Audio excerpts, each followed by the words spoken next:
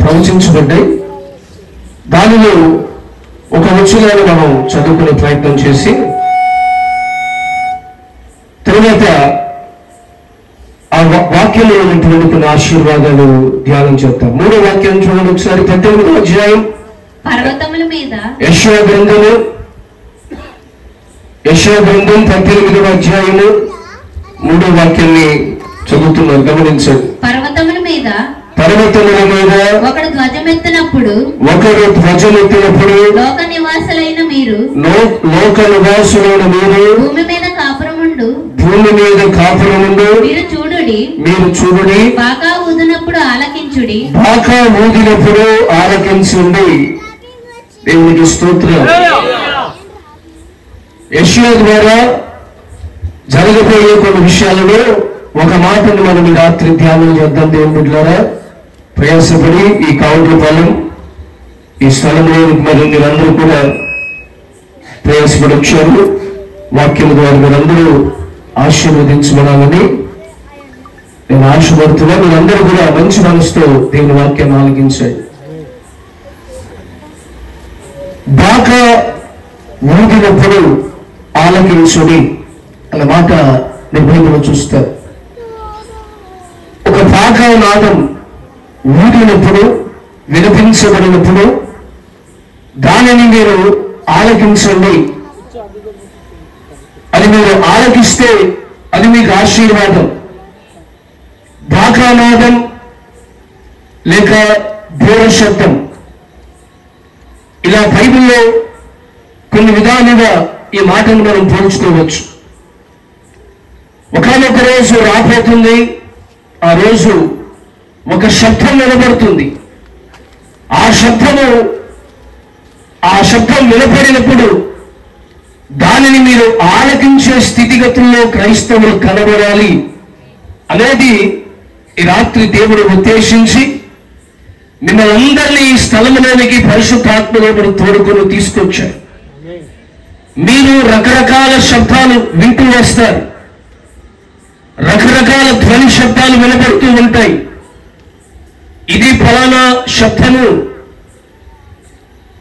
Train శబ్దం, లేక ఇది ఒక బస్ హారన్, లేక ఇది ఒక వాహనానికి సంబంధించినటువంటి శబ్దము, ఒక ఎమర్జెన్సీ అలారం మోగినప్పుడు, లేకుంటే ఫ్యాక్టరీలో కూడా లంచ్ బ్రేక్ కి సంబంధించి ఒక అలారం, షిఫ్ట్ వైజ్ గా మారుతున్నప్పుడు ఒక శబ్దం వినబడుతుంది. లోకంలో అనేక రకాలైన శబ్దాలు మనం వింటూ వస్తున్నాం. ఈ రాత్రి చేరి వచ్చిన మనము యెషయా ప్రవక్త ద్వారా పరిశుద్ధాత్మదేవుడు ఏమి నేర్పించాలని ఆశపడుతున్నారు లేఖనాన్ని పరిశీలన చేస్తే, బాకానాదము ఊదినప్పుడు మీరందరూ దానిని ఆలకించండి, దాన్ని మీరు చెవియొగ్గండి, యామరపోటులు ఉండొద్దు, దాని మీద మనస్సు లేకుండా ఉండొద్దు. నువ్వు ఎంత పనిలో నిమగ్నమైనా సరే, విస్తారమైన పనిపాటలు కలిగి ఉంటున్నా సరే, నీకు ఒక శబ్దం వినబడబోతుంది. ఆ శబ్దము వినడుకు నీవు సంసిద్ధుడుగా ఉండాలి. క్రైస్తవులు ఎప్పుడూ కూడా మెలకువగా ఉండాలి. ఏ సందర్భంలో దేవుని బాకానాదము ఊగబడుతుందో వినిపించబడుతుందో మనకు తెలియదు కనుక మనమందరము దాని కొరకైనటువంటి సిద్ధపడిన వారులుగా ఆలకించే వారంగా మనం ఉండాలి. బైబిల్లో ఈ బాక లేక మీరు బాగా వినండి, కొన్ని తర్జుమాలో లేక వాడుక భాషగా అర్థం చేసుకునేటప్పుడు మనకు కొన్ని మాటలు అర్థమవుతాయి. బాక లేక బోర శబ్దము. బోర తెలుసా మీకు? తిరునాళ్ళలో బోర్లు ఊపుతారు కదండి. మీకు చాలా మంది తెలుసు, తిరునాళ్ళకి వెళ్ళే అలవాటు ఉంటుంది. అక్కడికి వెళ్ళి పిల్లల కోసం బోరలు కొనుక్కుంటూ వస్తారు, బుడగలు బోరలు కొంటారు.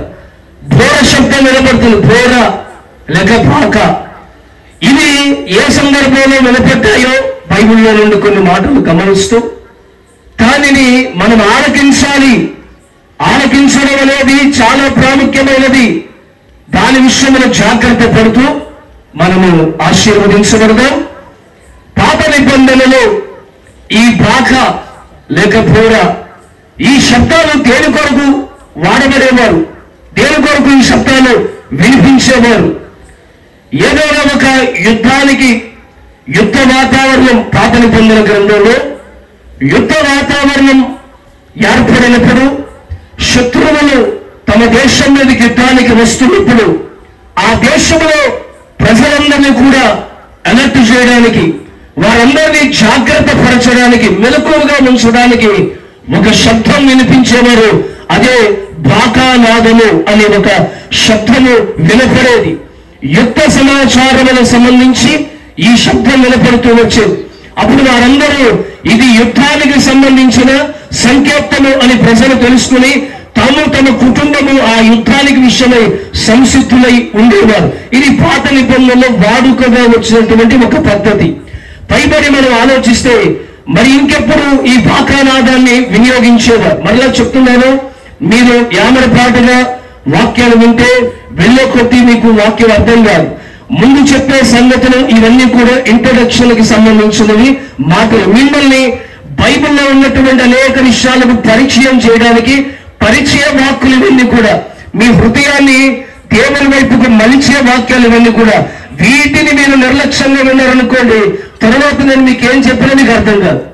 బాకానాదము ఊదినప్పుడు ఏమని రాస్తుంది? మీరు ఆలకించండి. ఆలకించండి, మీరందరూ ఆలకించండి. కొంచెం ఆమెకే బాగున్నట్టుంది రాదానికంటే షార్ప్. ఒకటి పాత నిబంధనలో ఎప్పుడు ఈ బాకానాదం వినిపించబడేది చెప్పాను కదా మీకు. మరి నేను అనుకోలేండి మిమ్మల్ని, మీరు చెప్పండి, చక్కగా చెప్తా ఉంటే మీకు వాక్యం అర్థమవుతూ ఉంటుంది.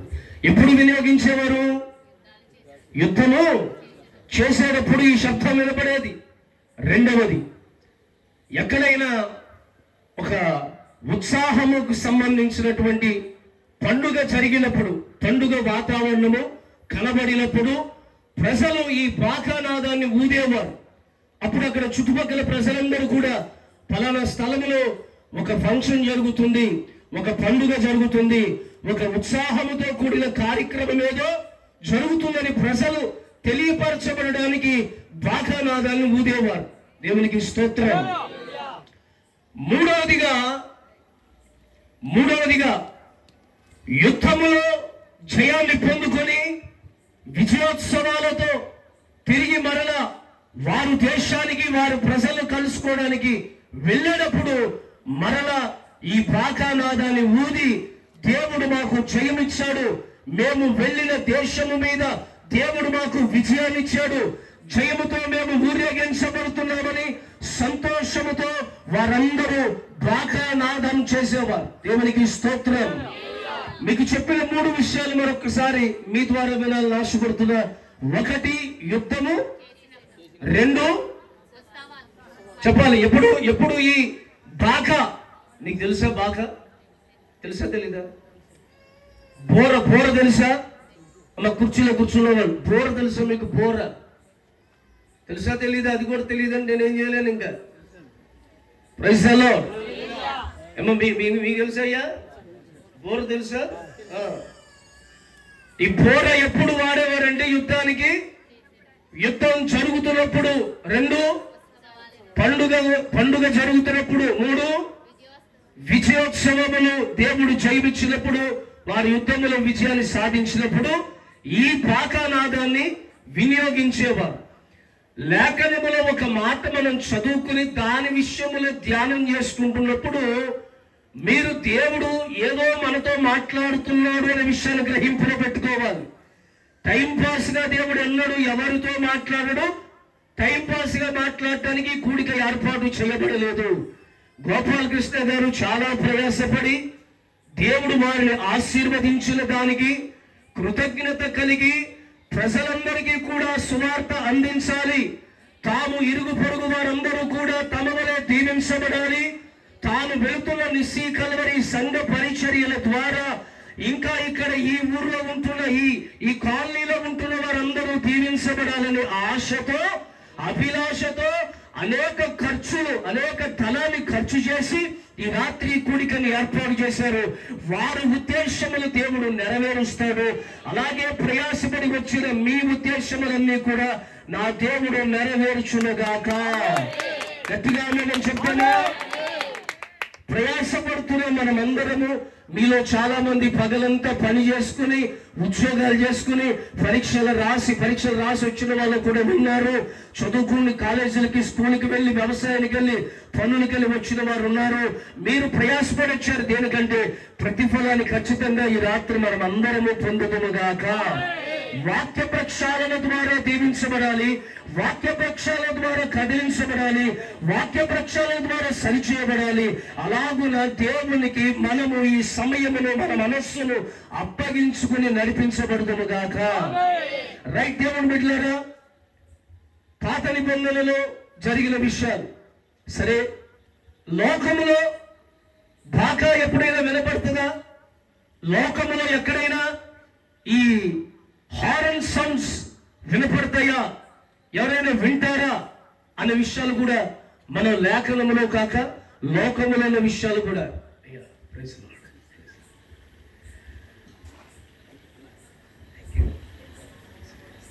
చేతులెత్తి చెప్పండి. లేఖనములో విషయాలు పరిశీలన చేశాం. లోకములో ఈ బోర శబ్దం ఎక్కడైనా వినపడుతుందా? మీరు ఎప్పుడైనా ఫంక్షన్స్ లో ఎక్కడైనా ఈ శబ్దం వినపడినట్లుగా మీ కళ్ళు చూసాయా? మీ చెవులు విన్నాయా? ఎక్కడైనా మీరు పెళ్లికి వెళ్ళినప్పుడు బోర శబ్దాలు విన్నారా? బోర శబ్దాలు విన్నారా? మీరు తెలిసి కూడా నా సహనాన్ని పరీక్షించే ఒక అద్భుతమైన పని పట్టుకుంటే నా సహన విలువలు ఎంతో చాలా తక్కువ అని మీకు తెలుసు. దేవునికి స్తోత్రం. తెలుసా తెలీదా? పెళ్లిళ్ళు కనబడతాయా? పెళ్లిళ్ళు బోర్లోత్తం చూసారా? మీరు కూడా ఒక్కొక్కసారి ఆ బ్యాండ్ వాయించే వాళ్ళ దగ్గరికి వెళ్ళి ఆ బోర్ ఒకసారి ఇవ్వి ఎట్లా మోదాలి అని తాహతపడినట్టు ఆశపడినట్లుగా చూస్తాం. లోకములో వివాహాలు జరిగేటప్పుడు బోర శబ్దము వినపడుతుంది. Praise the lord.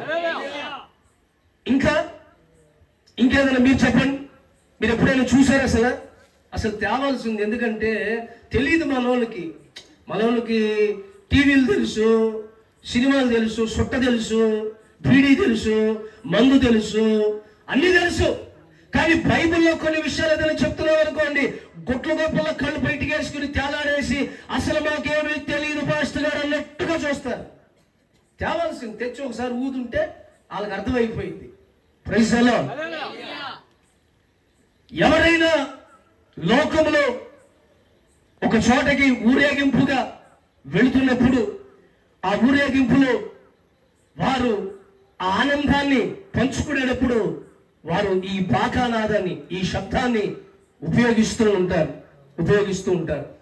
ఇంకొన్ని చోట్ల ఎవరైనా అతిథులు, చాలా పెద్దవాళ్ళు అతిథులు వస్తున్నారు అనుకోండి, అతిథులు వస్తుంటే అప్పుడు వారి కోసం ఆ శబ్దాన్ని వినియోగిస్తారు.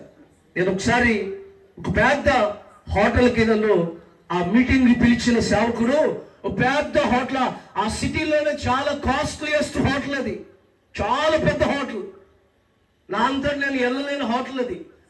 ఆయన ప్రేరేపించబడి దేవుని సేవకులకి చాలా సుఖముతో సంతోషంగా ఉన్న వైభవంతో కూడిన హోటల్ బుక్ చేయాలని ఆ హోటల్ బుక్ చేశారు. ఆ సిటీలో పెద్ద హోటల్, అది 5 స్టార్ హోటల్తో పోల్చబడేది. ఆ హోటల్కి మేము ఆల్రెడీ బుకింగ్ ముందే చేయాలి. వెళ్ళి డైరెక్ట్గా వెళ్ళి రూమ్ కావాలంటే రూమ్ ఎవరు ఏమంటే ఎప్పుడో బుక్ చేయాలి, ఎప్పుడో 15 రోజులు 20 రోజులు ముందే బుక్ చేయాలి. ఎందుకంటే ఆ సిటీలో ఉన్న పెద్ద పెద్ద వాళ్ళందరూ అక్కడికే వస్తారు, వివిఐపి పెద్ద పెద్ద వాళ్ళందరూ అక్కడికి వస్తారు. సరే పాస్టర్ గారు ఎప్పుడు బుక్ చేశారో మొత్తానికి అక్కడ తీసుకెళ్తున్నాడు, కారులో తీసుకెళ్తున్నారు. విచిత్రం ఏంటంటే ఆ హోటల్ బుక్ చేసుకుంటే, వినండి, ఆ హోటల్ బుక్ చేసుకుంటే ఎయిర్పోర్ట్లో దిగితే వాళ్ళే కారు పంపిస్తారు, రైల్వే స్టేషన్లో దిగితే వాళ్ళే కారు పంపిస్తారు, బస్ స్టాండ్లో దిగితే వాళ్ళే కారు పంపిస్తారు.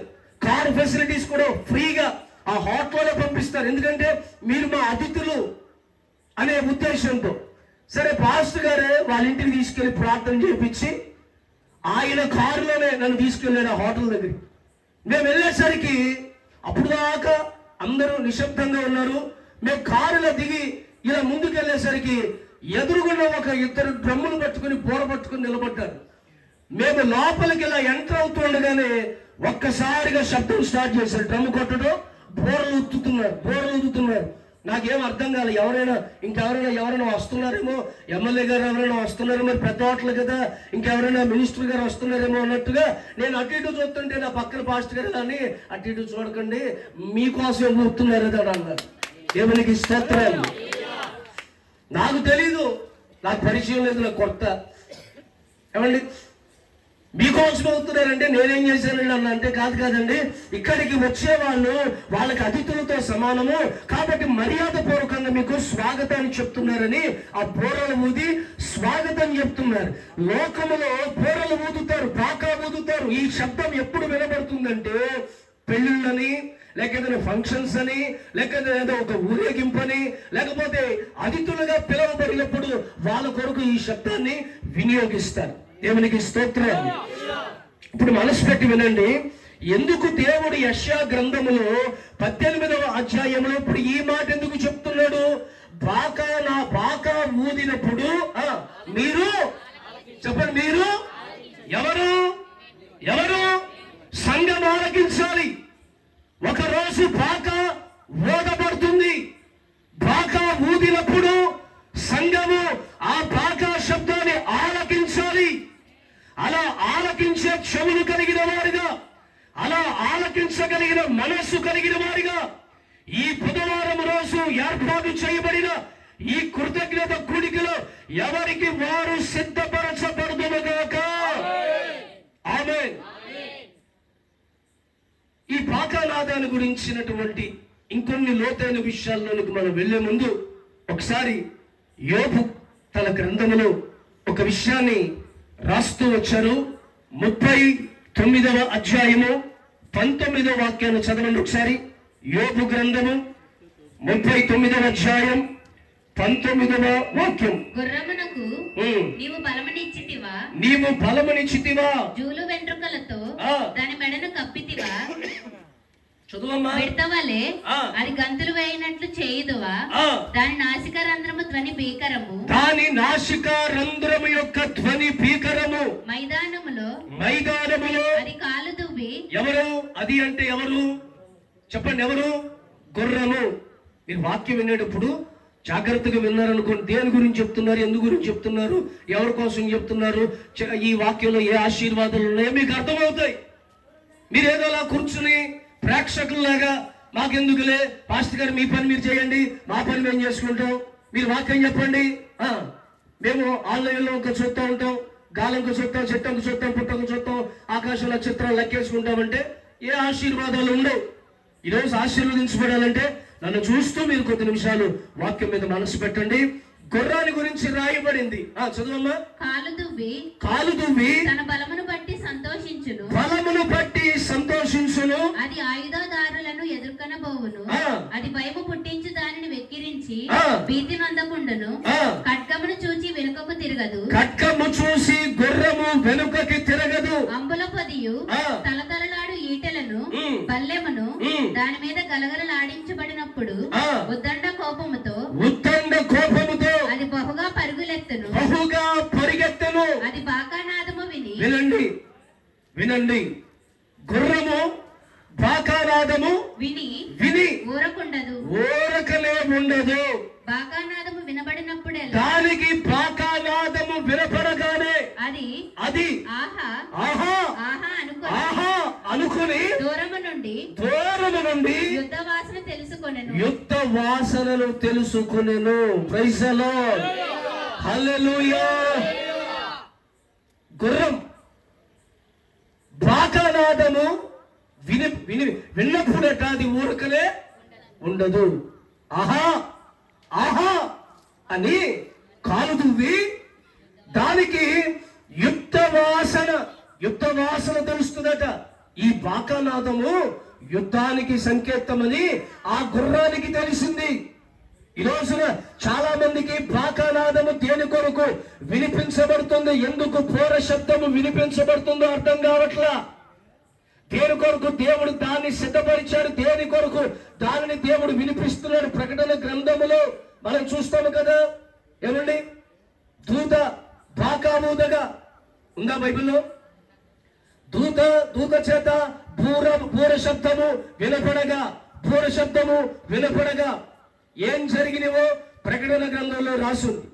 దేవుని దూతలు ఆ బాకా ఊదగానే లోకములో ఏమి సంభవించవలసి ఉన్నవో అవన్నీ కూడా సంభవించుచున్నటువంటి ఆ ప్రకటన గ్రంథపు దర్శనములో మాట్లాడబడిన సంగతులు మనకి బాగా పరిచయము. అంత మాత్రమే కాదు, బైబిల్లో కూడా మీరు చూస్తే ఒకానొక సందర్భంలో యాజకులందరూ బూరల ఊదుతూ ఉండగా వారి ఎదుటటువంటి ఎరుకో ప్రాకార గోడలు కూలిపోయెను రాసుందా?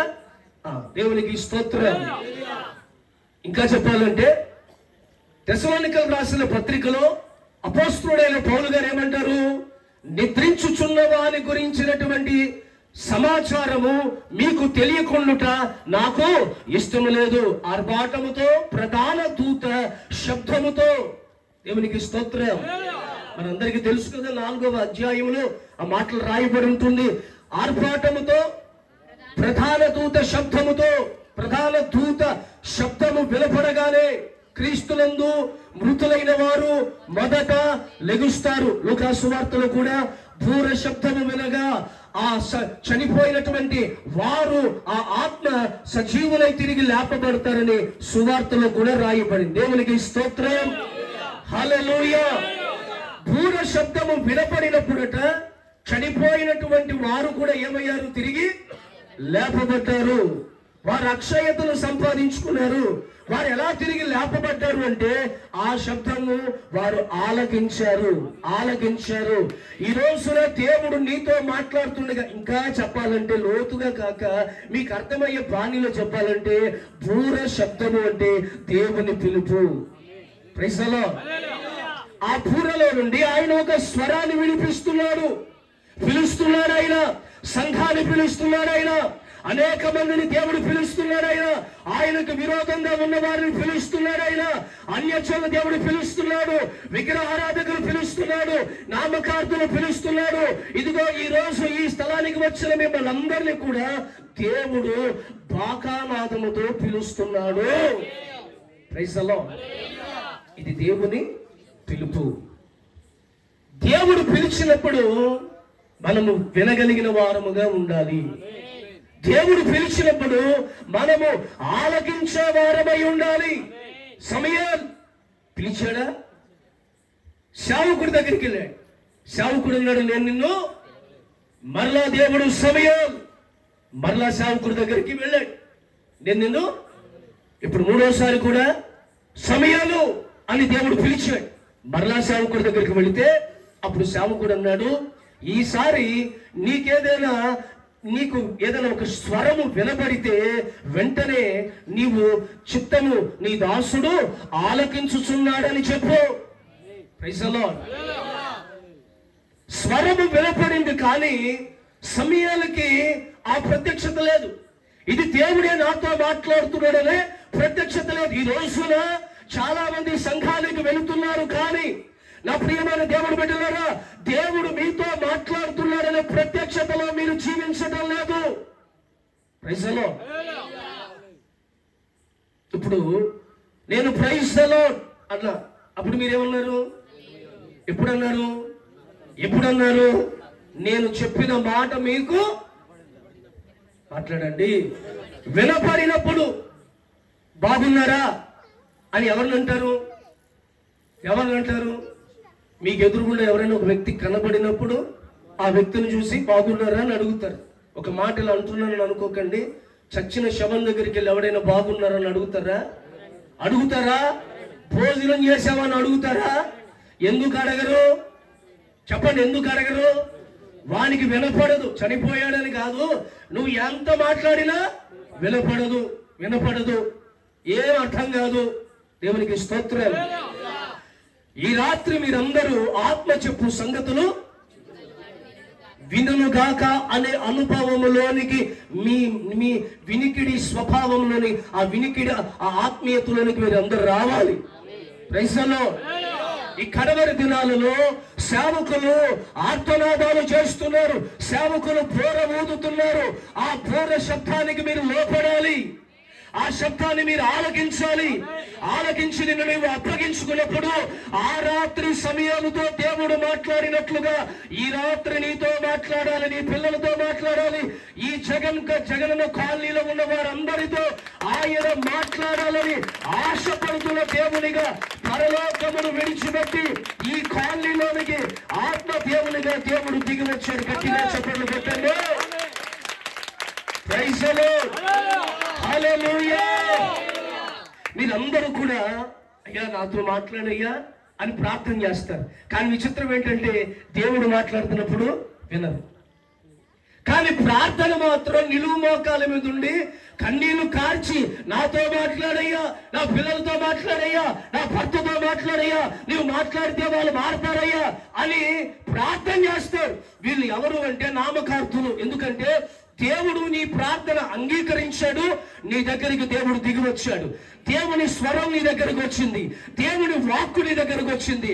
సేవకుని దేవుడు పంపించి సేవకునిలో నుండి దేవుడి రాత్రి నీతో మాట్లాడుతుండగా నీవు గ్రహించగలిగితే నువ్వు ధన్యురాలువి, నువ్వు ధన్యుడివి. నీ ప్రార్థన దేవుడు ఆలకించి నీ కొరకు వాక్కును పంపించాడు. Praise the lord.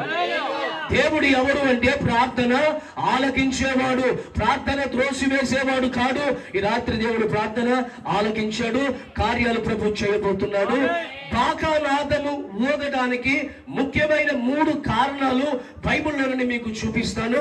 మనము కూడా ఆ శబ్దము వినపడినప్పుడు అలా మనము జీవించాలి, అలా మనం బ్రతకాలి. ఇది దీని కొరకు వినియోగించబడుతుంది, ఈ శబ్దము దీని కొరకు ధ్వనించింది అనేది గ్రహింపులో ఆత్మలో మీరందరూ నడిపించబడాలని సేవకునిగా మనం చేస్తూ ఉన్నాం. దేవునికి స్తోత్రం.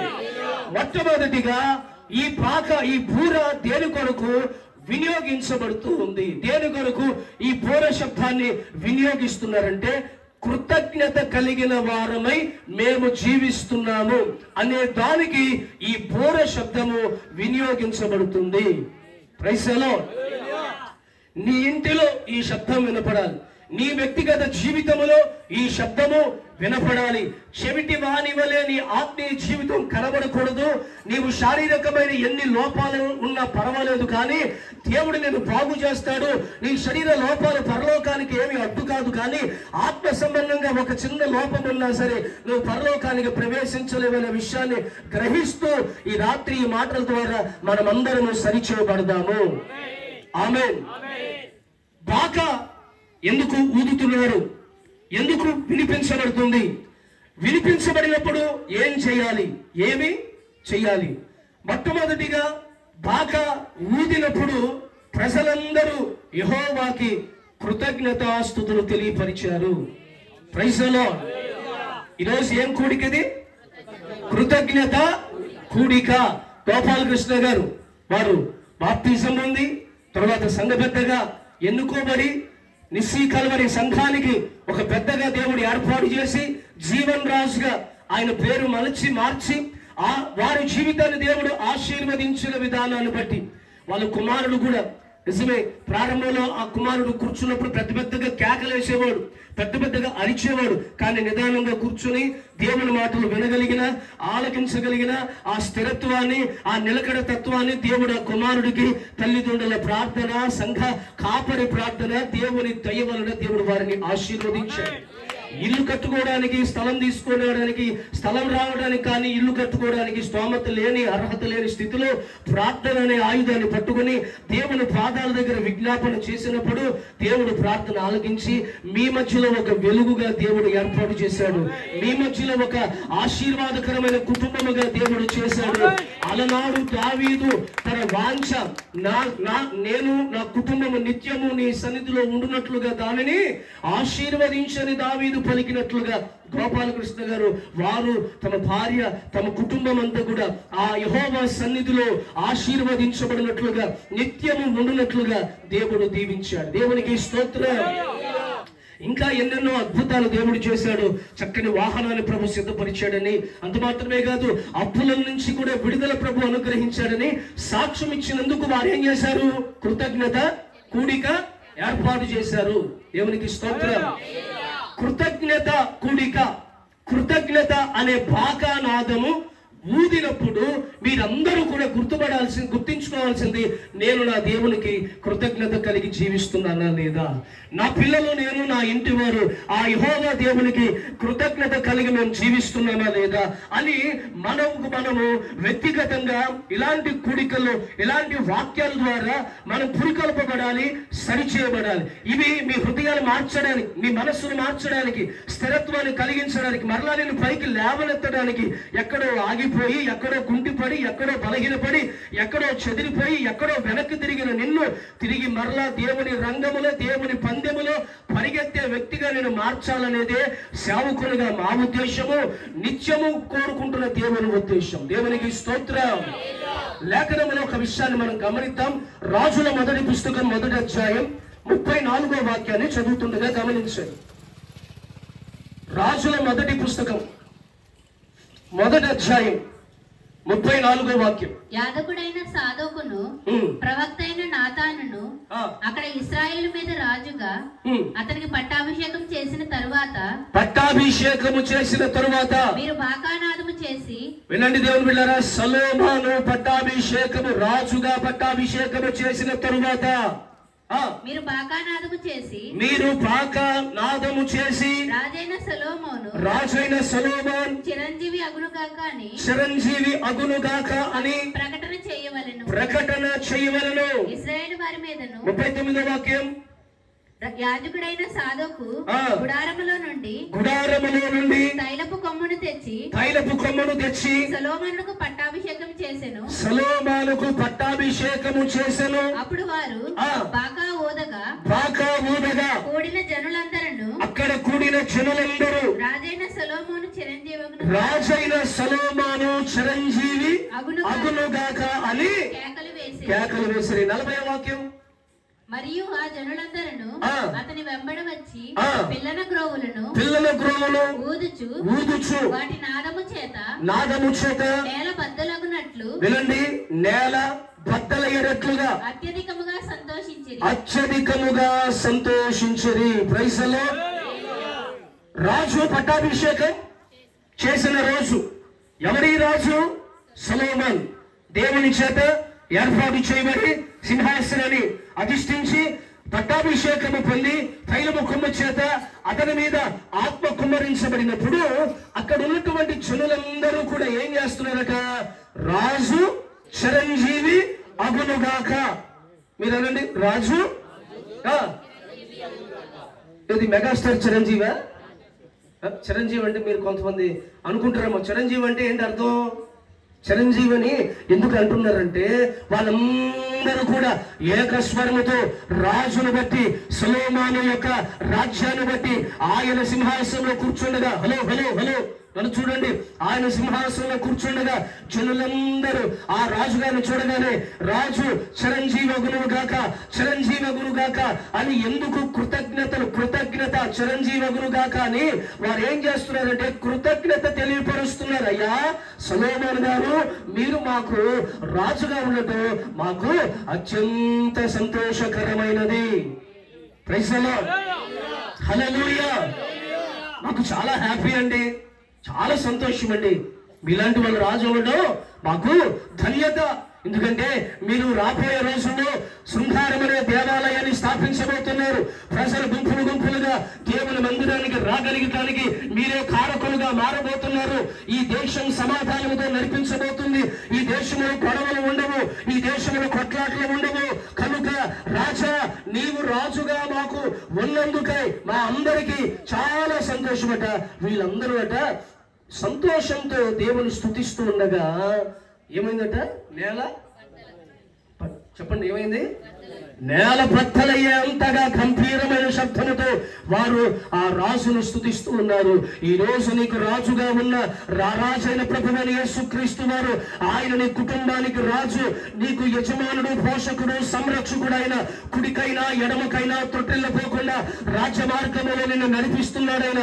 అపాయములో నుండి, ప్రమాదములో నుండి, శ్రమలలో నుండి, శోధనలో నుండి, కన్యలలో నుండి నీ కుటుంబాన్ని విడిపిస్తున్న రారాజు పేరు నజరేయుడైన యేసు. ఆయన నీకు దేవుడై ఉన్నందున క్రైస్తవులందరూ కూడా, దేవుని ప్రజలందరూ కూడా నిత్యము యెహోవాకి కృతజ్ఞతాస్తుతులు తెలియజేయాలి. ప్రైజ్ ది లార్డ్, హల్లెలూయా. మనుషుల బట్టి కాదు, మహోన్నతుడైన దేవుని బట్టి నీ నోరు తెరవబడాలి.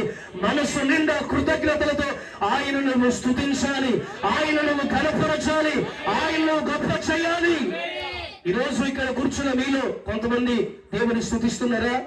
దేవుని కనపరుస్తున్నారా? దేవునికి ఎల్లప్పుడూ నీవు కృతజ్ఞత కలిగి జీవిస్తున్నారా? దినవృత్తాంతముల పుస్తకములో ఒక మాట మనం చూద్దాం దేవుని బిడ్డలారా.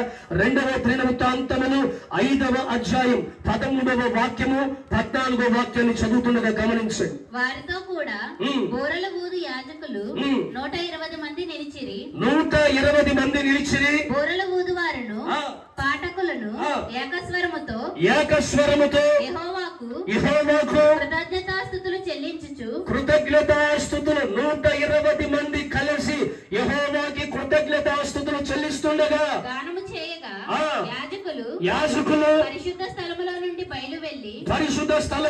బయలుదేరి ఆ బోరలతోను తాళములతోను వాద్యములతోను కలిసి స్వరమెత్తి యెహోవా దయాళుడు ఆయన కృప నిరంతరము ఉండునని స్తోత్రము చేసిరి.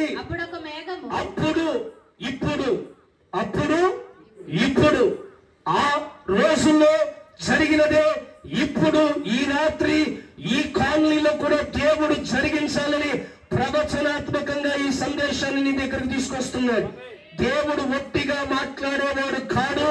ఆయన మాట్లాడాడా నిశ్చయముగా నీ జీవితంలో జరిగిస్తాడు. హృదయ లోతులో నమ్మండి, విశ్వసించండి. మీరందరూ దేవుని వాక్యము ద్వారా నడిపించబడుదురుగాక, రేపబడుదురుగాక, పురికొల్పబడుదురుగాక, సరిచేయబడుదురుగాక. చదవండి. అప్పుడు ఒక మేఘము యెహోవా మందిరము నిండా నిండెను.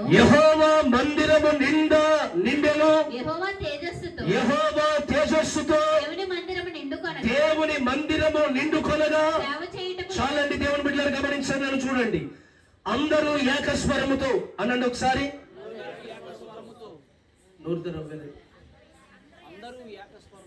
నోరు తెరిచి చెప్పండి, గట్టిగా చెప్పండి. ఏకస్వరముతో వారు యెహోవాను స్తుతించుచు ఉండగా, యెహోవాకి కృతజ్ఞతాస్తుతులు తెలియజేస్తూ ఉండగా.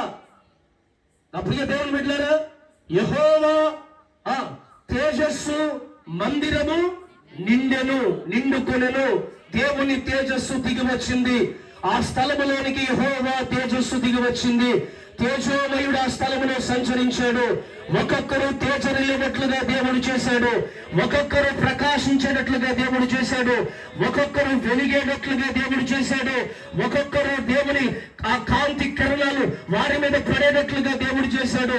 మునుపు లేని ఒక ప్రత్యేకమైన జీవితముగా వాళ్ళ జీవితం మార్చబడడానికి వారందరూ కలిసి యెహోవాను కృతజ్ఞతాస్తుతులు తెలియజేశారు. దేవునికి స్తోత్రం. ఈ రాత్రి నీ జీవితంలో కూడా స్తుతి కృతజ్ఞతాస్తుతి నీ జీవితంలో నీవు కలబడినప్పుడు, అలా నువ్వు జీవించినప్పుడు ఈ బాకానాదము, ఏ బాకానాదం అంటే ఇది కృతజ్ఞతాస్తుతులు చెల్లించండి అనే ఒక బాక ఈ రాత్రి వినిపించబడుతుండగా ప్రతి క్రైస్తవుడు దేవునికి కృతజ్ఞత కలిగి జీవించుదురుగాక. కలిగున్న ఇల్లు, కలిగున్న ఆరోగ్యము, కలిగున్న ఆస్తి, కలిగున్న ఆరోగ్యము, కలిగున్న ఆయుష్, కలిగున్న బిడ్డలు, కలిగున్న కుటుంబము, కలిగున్న వ్యాపారం, కలిగున్న వ్యవసాయం, కలిగున్న సైకిల్, కలిగున్న బండి సమస్తము దేవుని దయ వలన మాత్రమే మనకి అనుగ్రహించబడిందని మనమందరము కృతజ్ఞత కలిగి ఉందుముగాక. గట్టిగా ఆమేన్ చెప్పండి. చూడండి దేవుని బిడ్డలారా, లేఖనాలు ఒకసారి ఇంకొక మాట చదువుదాం. 139వ కీర్తన 14వ వాక్యం. 139:14 వాక్యం త్వరగా. నీవు నన్ను కలుగజేసిన విధము చూడగా భయము ఆశ్చర్యం నాకు పుట్టుచున్నది. అందును బట్టి నేను నీకు కృతజ్ఞతాస్తుతులు చెల్లించుచున్నాను. తలపైకెత్తండి, నన్ను చూడండి. ఒకసారి ఆ మాట చదువుతుండగా మీరు కూడా ఆ మాట మీద ఒకసారి అలా మీరు కూడా నోటితో మాట్లాడడానికి ప్రయత్నం చేయండి. వాక్యాన్ని మీరు కూడా ఉచ్చరించడానికి ప్రయత్నం చేయండి. నీవు నన్ను కలుగజేసిన విధము చూడగా, నీవు నన్ను కలగజేసిన విధము చూడగా భయం ఆశ్చర్యం నాకు పుట్టుచున్నది. ఇందును బట్టి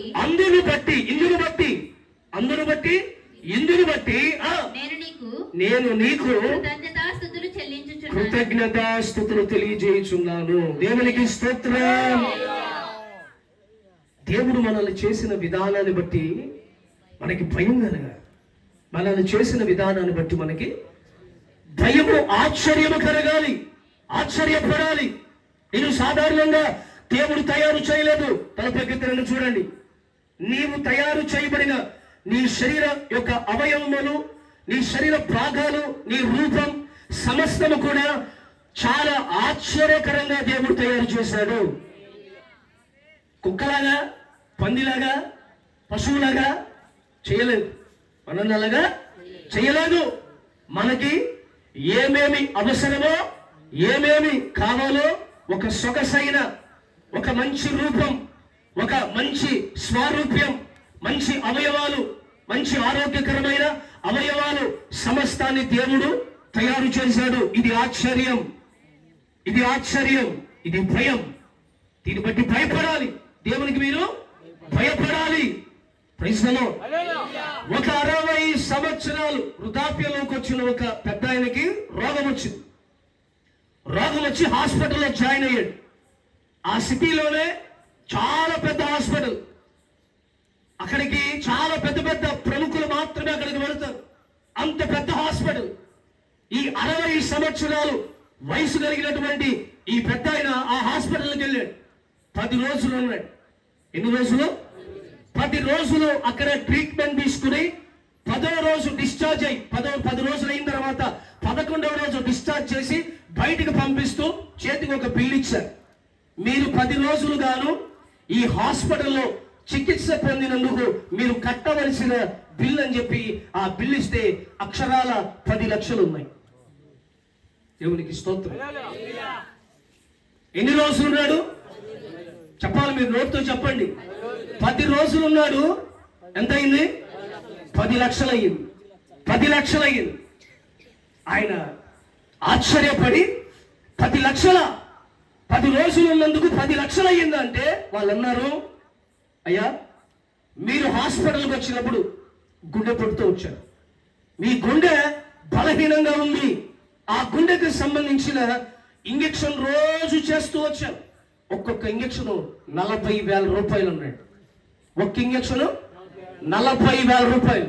10 రోజులు ప్రతిరోజు మానకుండా ఆ ఇంజెక్షన్ చేస్తేనే మీ గుండె బ్రతికి కొట్టుకుంటుంది. ఈరోజు మీరు బ్రతికున్నారా, గుండె కొట్టుకుంటుందంటే ఆ ఇంజక్షనే కారణం. Praise the lord. ఆ తర్వాత మీ లంగ్స్ పాడైపోయాయి, మీ లంగ్స్ పాడైపోయాయి, ఊపిరితిత్తులు పాడైపోయాయి. ఆ దానికి ఊపిరిని సరిచేయడానికి, ఊపిరిని అందించడానికి ఆక్సిజన్కి ఇంత ఛార్జ్ అయ్యింది. తర్వాత క్రమక్రమంగా వైద్యం అందిస్తుండగా మీ లివర్ స్వెల్లింగ్ అయింది, మీ లివరు స్వెల్లింగ్ అయింది, అది కూడా పాడైపోతుంది. దానికి సంబంధించిన ఇంజక్షన్లు, దానికి సంబంధించిన వైద్యము చేసినందున ప్రతిరోజుకి ఇంత ఖర్చు అయ్యి మొత్తానికి 10 రోజులు కాను, అంటే రోజుకి 1,00,000 కాదు, 10 రోజులకి ఎంత అయింది? 10 లక్షలు అయ్యింది. Praise the lord. అప్పుడు 60 సంవత్సరాల వయసు కలిగిన పెద్ద ఆయన ఏమన్నాడు తెలుసండి? 10 రోజులకి డాక్టర్ దగ్గరకు వచ్చి ట్రీట్మెంట్ తీసుకుంటే 10 లక్షలు అయితే 60 సంవత్సరాలు నన్ను కాపాడిన నా దేవునికి నేను ఏమి ఇవ్వాలి? 60 సంవత్సరాలు ఈ గుండెలు కాపాడిన దేవునికి ఏమి ఇవ్వాలి? 60 సంవత్సరాలు ఈ ఊపిరితిత్తులు కాపాడిన దేవునికి ఏమి ఇవ్వాలి? 60 సంవత్సరాలు ఈ కాలేయాన్ని కాపాడిన దేవునికి ఏమి ఇవ్వాలి అని కన్నీళ్లు దారులుగా కారుతూ ఆ దేవుడు గొప్పవాడు, ఆ దేవుడు గొప్పవాడు కనుకనే ఈరోజు ఎంతకాలమైన బ్రతికి ఉండడానికి దేవుడు నాకు సహాయం చేశాడని కృతజ్ఞతలు తెలియపరుస్తున్నాడు. ఈరోజు హలో హలో హలో ఈరోజు కళ్ళతో చూసే, ఆ చెవితో వినే, ముక్కుతో వాసన పీల్చే, నోటితో తినగలిగి, తిన్నది గొంతులో నుండి కడుపులోనికి వెళ్ళి, ఆ కడుపులోని తర్వాత అది అరిగి జీర్ణమయ్యి, ఏమండి మీ శరీర అవయవాలకు అంతా కూడా రక్తస్రావం జరగడానికి, రక్తము సరఫరా అవడానికి, వీటన్నిటికీ నరాలు, లోపల ఉన్నటువంటి ఎముకలు, లోపల ఉన్నటువంటి ప్రతి అవయవాన్ని బట్టి పొద్దున్న లేవగానే నువ్వేం చేయాలో తెలుసా? నన్ను బ్రతికించిన దేవా నీకే కృతజ్ఞతాస్తుతులయ్యా, నాకు ఆరోగ్యం ఇచ్చినందుకే నీకే కృతజ్ఞతాస్తుతులయ్యా అని దేవుని నిశ్చయముగా మీరందరూ స్తుతించాలి, మీరందరూ ఘనపరచాలి, మీరందరూ గొప్ప చేయాలి. దేవునికి స్తోత్రం. ఆరోగ్యమే, చెప్పండి, ఆరోగ్యమే మహాభాగ్యం. ఐసీయూలో ఉన్న వారికి ఇదిగో నీకు లోన్ వచ్చిందంట, నువ్వు చాలా రోజులు కష్టపడ్డావు కదా, నీకు లోన్ శాంక్షన్ అయిందంట. వాడు ఏమంటాడు? నాకు లోన్ వస్తే ఏముంది ముందు నేను ఇక్కడ నుండి బయటపడితే చాలు. ఐసీయూలో ఉన్న వాడికి నువ్వు కోర్టులో కేసు కొట్టేశారంట. కోర్టులో కేసు ఉంటే ఏముంది, కొట్టకపోతే ఏముంది, ముందు ఈ కోర్టులో నుండి బయటకు వస్తే చాలు. Praise the lord. మరి ఎంతమంది ఇక్కడ ఉన్నవారు మీలో దేవునికి కృతజ్ఞతలు తెలియపరుస్తున్నారో? బాకానాదం ఈ రాత్రి వినిపించబడుతుండగా సరిచేయబడుదురు గాక. సందేహించకండి, ప్రతి దాని విషయంలో కృతజ్ఞతలు చెప్పండి. ఒక కన్ను కనబడుతుందా, ఒక కన్ను కనబడట్లేదా? కనబడే ఒక కన్ను బట్టి కృతజ్ఞతలు చెప్పు దేవునికి. ఒక కాలే ఉందా, ఒక కాలు లేదా? కృతజ్ఞత చెప్పు దేవునికి. కలిగి ఉన్న దాన్ని బట్టి దేవునికి కృతజ్ఞత చెప్పాలి. ఈరోజు అవి లేక రోడ్డున పడి దిక్కులేని వాళ్ళగా, అనాథలుగా జీవితాన్ని వెళ్ళబుస్తున్నటువంటి వారు కోకోట్ల మంది ఉన్నారు. వాళ్ళను మనం చేరకుండా దేవుడు నిన్ను బలపరుస్తున్నాడు. నీకు 10,000 జీతం వస్తుందా? నిండు మనసుతో చేతిలోనికి ఆ జీతం తీసుకుని 10,000 నా కుటుంబానికి ఇచ్చినందుకు నీకే కృతజ్ఞతాస్తుతులయ్యా అని చెప్పాలి. మన ఏడుపేంటో తెలుసా? 10,000 చూసి ప్రభా ఈ 10,000 ఏం చేస్తాం ప్రభా, ఈ 10,000తో ఏం జరుగుద్ది ప్రభా, ఈ 10,000 అసలు ఎలా చేయాలి ప్రభా? పాలోడు కట్టాలా, కరెంటోడు కట్టాలా, ఇంటి రెంట కట్టాలా, పేపరోడు కట్టాలా, కేబులోడు కట్టాలా, ఫీజులు కట్టాలా, ఏం చేయాలయ్యా? స్తోత్రం.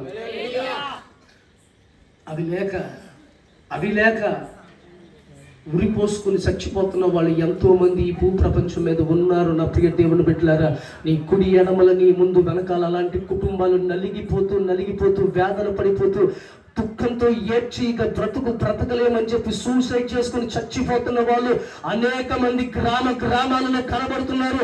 నీవు అలా కాల గర్భంలో కలవకుండా నేటికి సజీవుడుగా ఉంచిన దేవునికి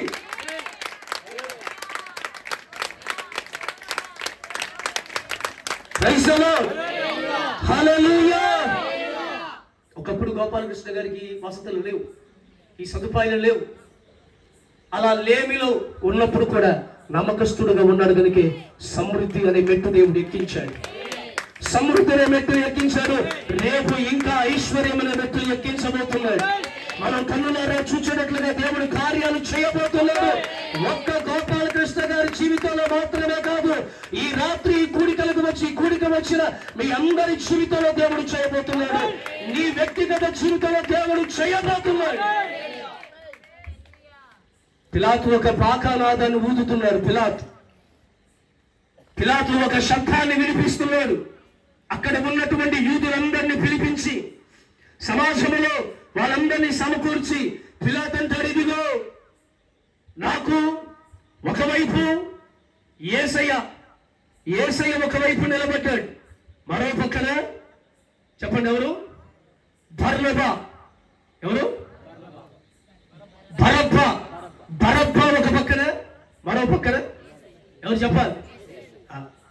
పాస్టర్ గారు అర్థం నీకు ఈ బాగా కనపడతాయి. ఇది తురద సేవలు. నీకు నీ జబ్బు ఏంటంటే తురద సేవలు. వాక్యం అంతా చెప్తే కొంతమంది వచ్చి అంటారండి, పాస్టర్ గారు అండి పలానా విషయంలో మీరు అలాగన్నారండి అని మెలికలు తిరిగి సాగు చూసారా? ఆ సాగు తగిలిస్తారు. ముందు నుండి చెప్పింది ఏమీ వినపడదు వాళ్ళకి. చూసావా పాస్టర్ గారు ఎవరన్నారు చెప్పండి మీరు? బరబ్బా అన్నాడు అని చెప్పుకొని తిరుగుతారు కొంతమంది. ఏం చేస్తాం మరి? ఇలాంటి వాళ్ళు కూడా వాక్యం చెప్తా ఉంటారు, వాళ్ళు కూడా సరి చేస్తూ ఉంటారు, వాళ్ళకు కూడా ఐస్ పెడుతూ ఉంటారు.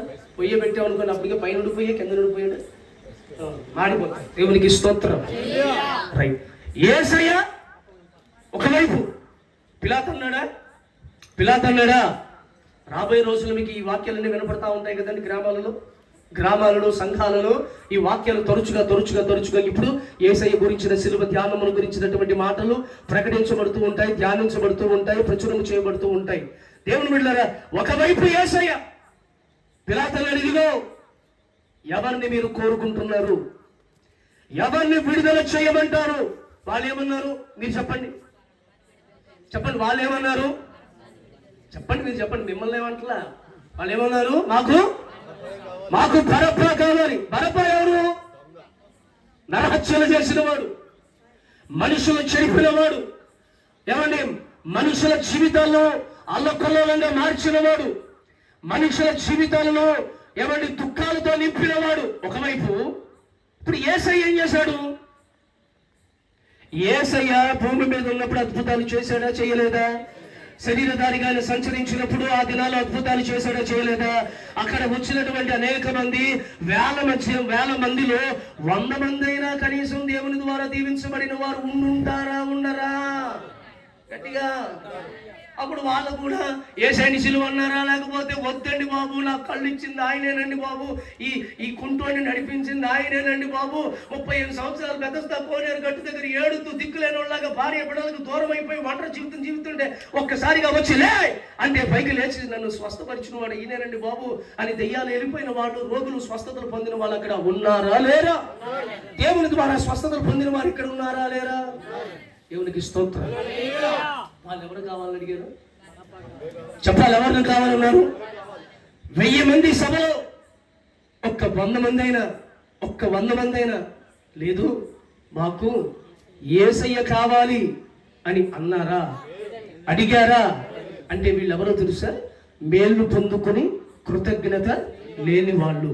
ఈరోజు మేలు పొందుకొని ఇల్లు కట్టుకుని ఆరోగ్యంగా ఉండి వ్యవసాయాలు సంపాదించుకుని పశువులు కలిగి విదేశాలకు బిడ్డలు పంపించి ఈరోజు చక్కగా కాలు మీద కాలేజీ కూర్చుంటూ అసలు నాకు దేవుడు ఏం చేయాలా, దేవుడు ఏమీ చేయలేనట్టుగా అమాయక మొహం పెడితే ఇల్లు వెనకొచ్చేస్తారేమో జాగ్రత్త, ఉన్నది పోతుందేమో జాగ్రత్త, ఇది నేను చెప్తున్నాను నువ్వు గబగబా ఆవేశపడిపోయి పాస్టర్ గారు మమ్మల్ని ఎంత మాట్లాడు అంత మాట్లాడు అని అనకండి.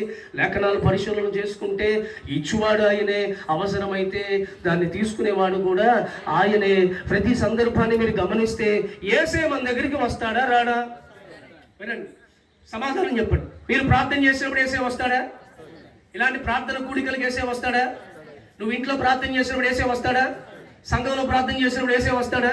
అసలు డౌట్ లేకుండా అందరూ వస్తారండి అంటున్నారు. వచ్చి ఏం చేస్తాడు అనేదే ముఖ్యమైనది. వచ్చిన తర్వాత 2 పనులు చేస్తాడు.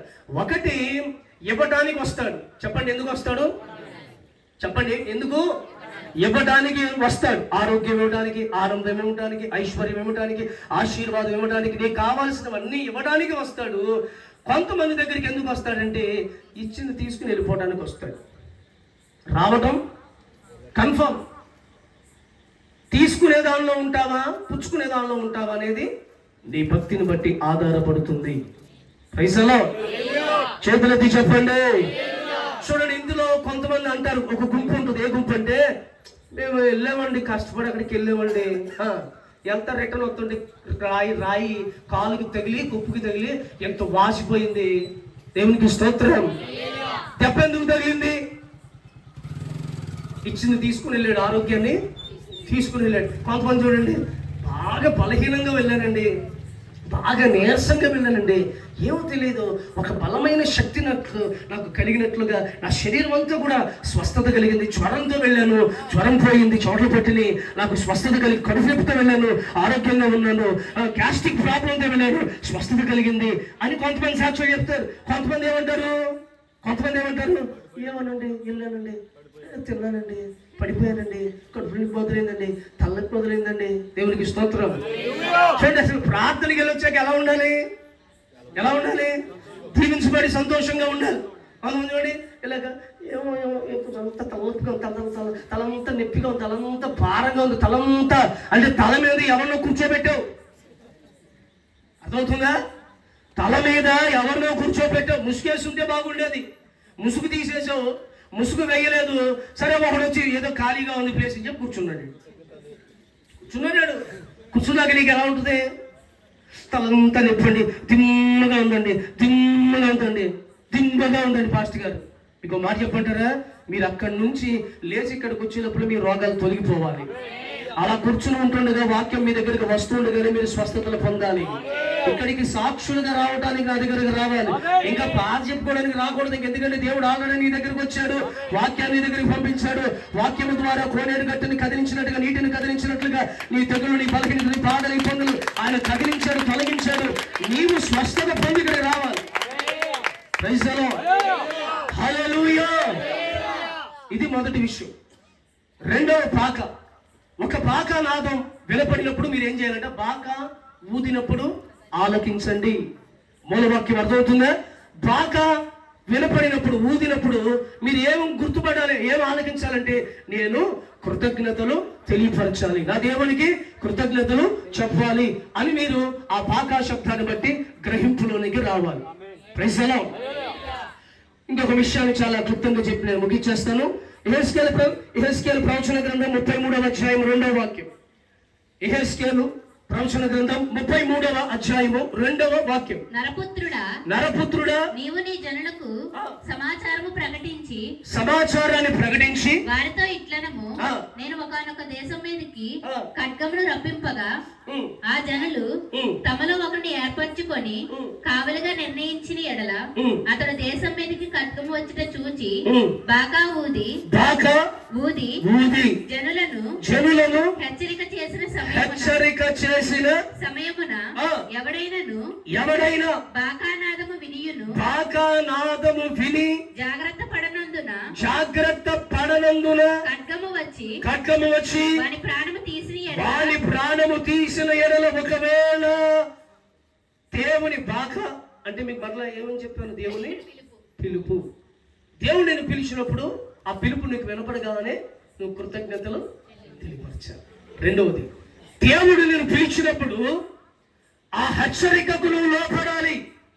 దేవుడు నిన్ను పిలుస్తాడు, అమ్మా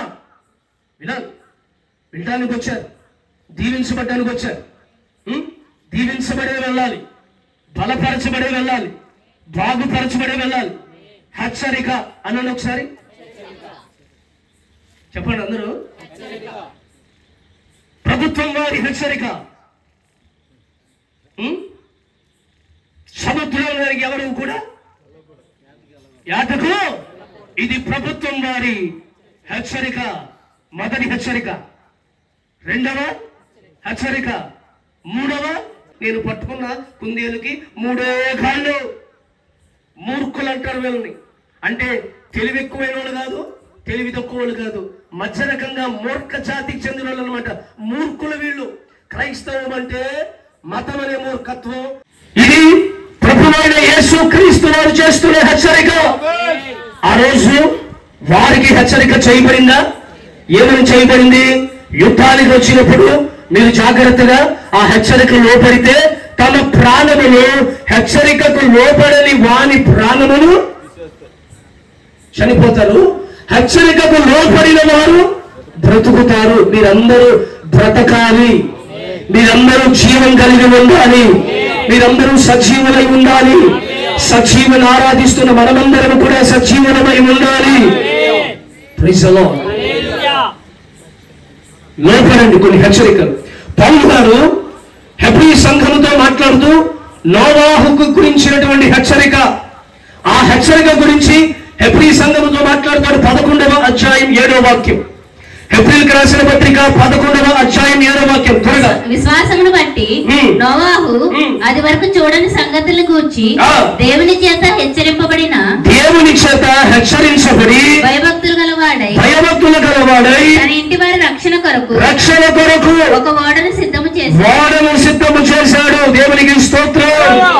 దేవుడు నోవాహుకి హెచ్చరిక చేశాడు. అయ్యా, జనులందరూ చెడుతనముతో నింపబడ్డారు, నీవు నీ ఇంటి వారు రక్షించబడుటకు ఒక ఓడను సిద్ధము చేసుకోమని దేవుడు చెప్పినప్పుడు నోవాహు మాట విన్నాడా, వినలేదా? ఇప్పుడు నేను ఒక మాట అడుగుతా. అక్కడ ఉన్న వాళ్ళందరూ వినలేదు, నోవాహు విన్నాడా? విని ఏం చేశాడు? ఓడ కట్టాడు. ఓడ కట్టి ఓడలో నిలిచాడు. కనుకనే ఆ ఉగ్రత, ఆ ప్రళయం వచ్చినప్పుడు, ఆ ఉగ్రత వచ్చినప్పుడు నోవాహు కుటుంబం ఏమైంది? రక్షించబడ్డారు. నోవాహు భార్య రక్షించబడింది, నోవాహు పిల్లలు రక్షించబడ్డారు. దేవునికి స్తోత్రాలు. రక్షించబడడానికి గల కారణం వారు హెచ్చరికకు లోబడ్డారు. ఇదిగో ఈ మలుపు తిరుగుతున్నప్పుడు అక్కడ పెద్ద గొయ్య ఒకటి ఉంది, జాగ్రత్త అని హెచ్చరిక చూస్తాం. నా బండి, నేను, నా ఇష్టం. ఈ కాలనీలో చీకట్లో కూడా తిరిగిలోని, నేను లైట్ లేకుండా కూడా తిరిగిలోని, నాకు చెప్పచ్చు చర్యలో, నాకు తెలియదా అని నీకు నచ్చినట్టుగా వెళ్ళామనుకో, గాయం అవ్వచ్చు, ప్రమాదాలు కావచ్చు, తర్వాత అంబులెన్స్ రావచ్చు. అలాంటి పాస్టర్ గారిని పిలిచి ప్రార్థన చేయించుకోవచ్చు. ఇవన్నిటికీ గల కారణం ఏంటి చెప్పాలి? దేనికి? హెచ్చరికకు లోపడకపోవడం. Praise the Lord. హల్లెలూయా. ఇప్పుడు బాగా తిన్నాం, ఎక్కువ తినేసాం అనుకోండి, ఇంకా తింటున్నాం అనుకోండి, ఇంకా తింటాం అనుకోండి, ఒక అరగని వాసన ఎప్పుడైనా మీకు వచ్చిందా? వచ్చిందా, రాలేదా? చెప్పిన వాళ్ళు దెబ్బలు తప్పుతాయి, మరి చెప్పినోడికి తెలియదు అనుకుంటా. నేను వచ్చిందా? నాకు చాలాసార్లు వచ్చింది. ఏది అంటే పేకలాగా తిన్నాక వచ్చిందా? కాదు, రాదు. నాకు మామూలుగానే కొంచెం జీవన వ్యవస్థ కొంచెం ఇబ్బందిగా ఉండేది. అప్పుడు కొంచెం ఏదైనా ఎగ్ తినాలనుకోండి వామిటింగ్ సెన్సేషన్ వచ్చేది. ఆ అరగని దాని ఏమంటారు లోపల సొన వాసన. మీకు వచ్చేదా? మీకు ఎప్పుడైనా వచ్చింది? పులుపు వాసన వచ్చిందా? అప్పుడు కూడా పెట్టాలంట, చికెన్ పెట్టుతుంటా, మటన్ పెట్టుతుంటా, బీఫ్ పెట్టుతుంటా, పిగ్ పెట్టుతుంటా, అన్ని తినేవాళ్ళు ఉంటారు కదా, అడిగి చేతులు అనమాట. దానికి ఏముండదు, దేవుడు అన్ని కలర్ చేశాడు. ఫస్ట్ పావు తిను, ఒక కొడసలో తెచ్చుకొని ఫ్రై చేసుకుని తిను. దేవుడు అన్ని కలర్ చేశాడు. ఒక చిన్న పాయిజన్ బాటిల్ పాలకోలో పోసుకుంటాం, అన్ని దేవుడు కలర్ చేశాడు కదా, అలా తాగుతాం. మరి ఇలా ఇది కూడా ఎలా చేస్తాం? దేవునికి స్తోత్రం. హెచ్చరిక పరలోకములో నుండి నిస్సీ కల్వరి సంఘము ద్వారా ఈ కాలనీలో ఉన్న వాళ్ళకి ఈ కృతజ్ఞత కూడిక ద్వారా హెచ్చరికకు లోపడండి. హెచ్చరికకు లోపడిన వారు రక్షించబడతారు, ఉగ్రతల నుండి తప్పించబడతారు. నీ పిల్లలు తప్పించబడాలనేది నా ఆశ. రాబోయే ఉగ్రతల నుండి నీవు, నీ కుటుంబము తప్పించబడాలనే ఈ కూడిక ఉద్దేశము, మా ఆశదే. నిస్సీ కల్వరి సంఘము ఈ గ్రామములో, ఈ పిప్పల గ్రామములో ఏర్పాటు చేయబడిన గల ప్రబలమైన కారణం అదే. నశించుచున్న అనేక మంది వారు రక్షించబడాలి, విడిపించబడాలి. చెప్పండి, అంత తింటే ఏమవుతుందండి? చెప్పండి ఎత్తని లోపల మిషన్ ఇంపాసిబుల్ అయిపోయి అరుగుదల శక్తి అంతా కోల్పోతాం. మంచినీళ్ళు తాగిన కక్కుగా మొదలెడతాం. అంతవరకు మొక్కలు తిన్నా భరించిన శరీరం ఏమవుతుంది? ఇప్పుడు మంచినీళ్ళు కొంతమంది చూడండి, నీళ్ళలో తాగిన కక్కేసుకుంటారు. ఎందుకు? ఎమరటం లేదు శరీరములో, ఆల్రెడీ డైజెషన్ ప్రాబ్లం స్టార్ట్ అయ్యింది. వార్నింగ్ అన్నమాట. ఇవన్నీ కూడా నీ శరీరాన్ని వార్న్ చేస్తున్నప్పుడు నువ్వేం చేయాలంటే వెంటనే సరెండర్ అయి జాగ్రత్త పడి వాటిలో నుండి బయటకు రావాలి. ఇంకా అవే చేస్తూ అవే చూస్తూ అవే అలాగే నడిస్తే ఒక రోజు వస్తుంది, ఆ తీర్పు దినమున నీ మీదకు వచ్చే ఉగ్రతను ఎవ్వడూ తప్పించలేడు. 120 సంవత్సరాలు ఏకదాటిగా నోవాహు సువార్త చేసి ప్రజలందరికీ వాక్యం చెప్పి రండి మారండి వాడలోనికి రండి అంటే ఒకడే వచ్చాడా? చెప్పండి, వచ్చాడా? రాడండి. మనుషులు ఈజీగా మారడానికి ఇష్టపడరు. అందుకే గాయమో ఏదో కలవరమో ఏదో బాధో ఏదో ఇబ్బంది అయితే పరిగెత్తుకుంటూ మందిరానికి వస్తారు. ఆదివారం ఎప్పుడు అవుతా అని కళ్ళలో ఒత్తులు పెట్టుకుని మరి చూస్తారు.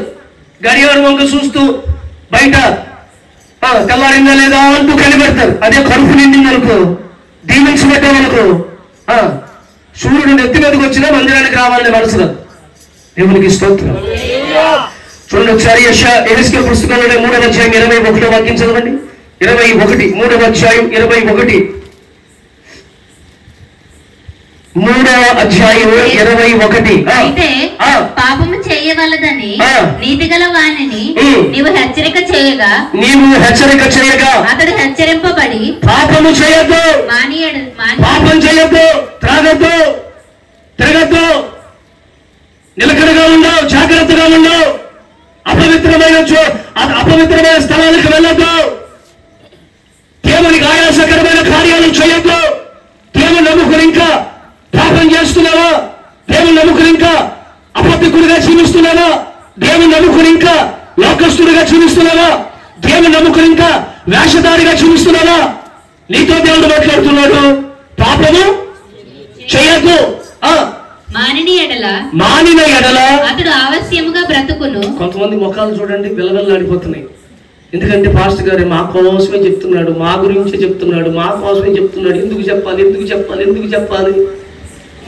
ఎప్పుడు నవ్వుతారో తెలుసా? పక్కోడి కోసం చెప్పినప్పుడు. పక్కోడి కోసం చెప్తున్నాం అనుకోండి, భుజాలు అలా ఎగరేసుకుని నీ గురించి చెప్తున్నాడు. అదే నీ కోసం చెప్పినప్పుడు వెలవెల్లాడిపోద్ది మొహం, మారిపోయిన డిఫరెంట్ అయిపోతారు. చేతులెత్తి చెప్పండి. ఇప్పుడు చదువు. పాపము చేయక మానిన ఎడల అతడు ఆవశ్యముగా అతడు బ్రతుకుతాడు. నీ మట్టుకు నీవును ఆత్మను తప్పించుకొందువు. దేవునికి స్తోత్రం. పాపము చేయకూడదు, ఇది హెచ్చరిక. ఈరోజు ఈ రాత్రి మీకు చేస్తున్నా హెచ్చరిక. సెల్ ఫోన్ చూడకూడనిది చెప్పండి, చూడకూడదు ఇక మీదట ఈ రాత్రి నుండి. టీవీలో చూడకూడనివి చూడకూడదు, వెళ్ళకూడని స్థలాలకి వెళ్ళకూడదు, ఉండకూడని స్థలాల్లో మాట్లాడండి. పర్యాయ పదాలుగా చక్కగా అర్థమయ్యే శైలిలో మాట్లాడుతున్న కొంతమంది మాకు వంతు కాదులే, మాకు వచ్చినప్పుడు మేము హల్లెలూయా చెప్తాలే అన్నట్టుగా ఉన్నారు. మీ వంతు ఎప్పుడు తెలుసా? దేవుడు మిమ్మల్ని అందరినీ ఆశీర్వదించునుగాక. గోపాలు వేసుకుని చదువుతున్నారు.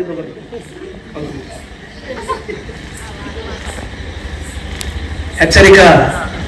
ఇప్పుడు తీరం దాటబోతుంది. ఎవరు వేటకి వెళ్ళొచ్చు, ఎవరు వేటకి కాబోతుడు చెప్తారు. అలాగే మన జీవనోపాధిని పోగొట్టాలని అలాగే చెప్తారు. ఇప్పుడు వెళితే పోలు షాపులు, ఇప్పుడు వెళితే శిలానతి దొరుకుద్ది, కొరమేలు దొరుకుద్ది, అన్ని దొరుకుతాయి. అలాగే కోళ్ళు కొంచెం తగ్గించారు కదా, చేపలు పెంచారు కదా, 10 కాస్త 100 చేసి అమ్మొచ్చు, వెళ్దాం కదా అని వెళితే ఏమవుతుంది చెప్పాలి. వెళితే ఏమవుతుంది?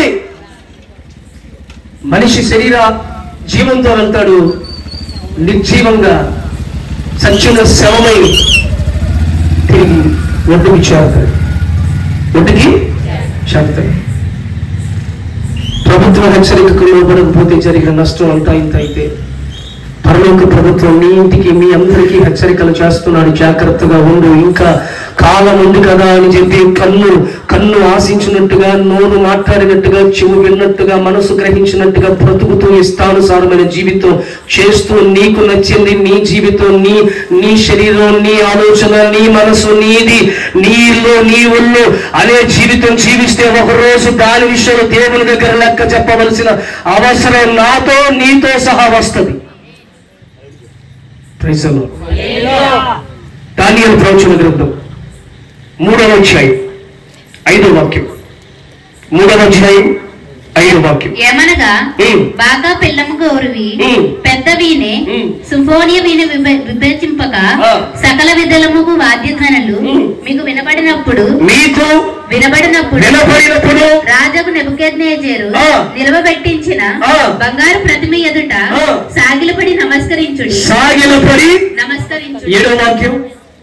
సకల జనులకు బాగా పిల్లం గ్రోవి బాగా నాదము వినపడినప్పుడు వీణే సింఫోనియా విచంపక సకల విధములకు వాద్యధనులు వినబడక ఆ జనులను దేశస్థులు ఆయా భాషలు మాట్లాడు వారును సాగిలపడి రాజుకు నెబుకద్నెజరు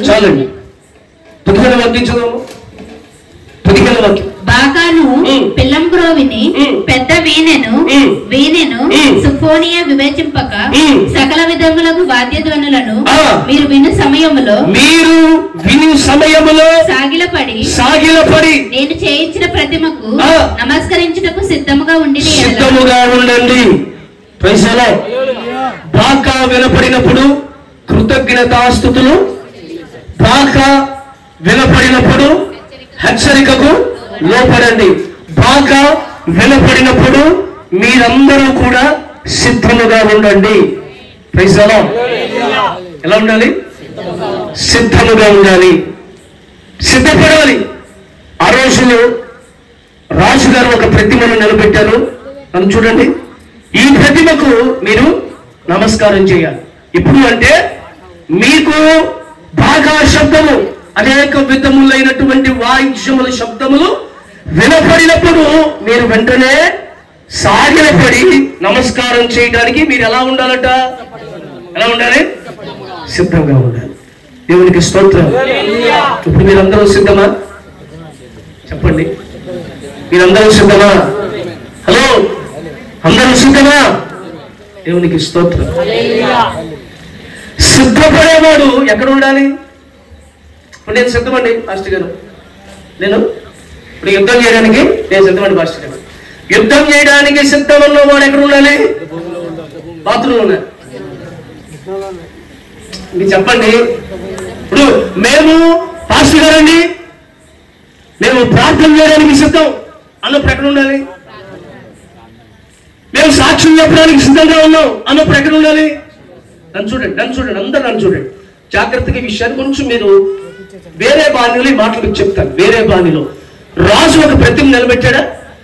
ఎవరైతే నమస్కారం చేయరో వాళ్ళందరూ తీసుకెళ్ళి ఎక్కడ పడేయమన్నాడు? అగ్నిగుండంలో పడేయండి.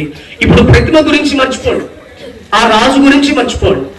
ఎవరైతే సిద్ధముగా లేరో వారందరినీ తీసుకువెళ్ళి అగ్నిగుండంలో పడేయండి.